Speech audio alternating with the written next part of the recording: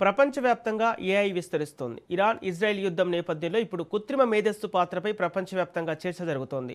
Elon Musk సంస్థ అభివృద్ధి చేసిన గ్రోక్ ఏఐ వ్యవస్థ యుద్ధ వ్యూహాల్లో కీలక పాత్ర పోషించనుందనే వార్తలు సంచలనం రేపుతున్నాయి. కేవలం 96 గంటల్లోనే దాదాపు 2000 లక్ష్యాలను గుర్తించి దాడులకు సహకరించిందని అంతర్జాతీయ మీడియా కథనాలు చెబుతున్నాయి. ఉపగ్రహ చిత్రాలు, ఇంటెలిజెన్స్ సమాచారం, రియల్ టైం డేటాను విశ్లేషించి శత్రు స్థావరాలను గుర్తించడంలో ఏఐ టెక్నాలజీ కీలకంగా మారిందని నిపుణులు పేర్కొంటున్నారు.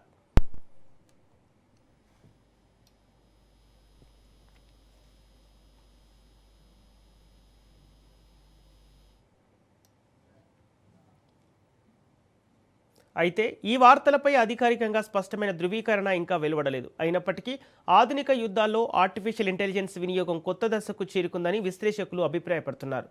మరి యుద్ధ భవిష్యత్తును ఏఐ ఎలా మార్చబోతుంది? మానవ నిర్ణయాల స్థానంలో యంత్రాలు ఎంతవరకు ప్రభావం చూపగలవు అనే ప్రశ్నలు ఇప్పుడు ప్రపంచవ్యాప్తంగా చర్చనీయాంశంగా మారాయి.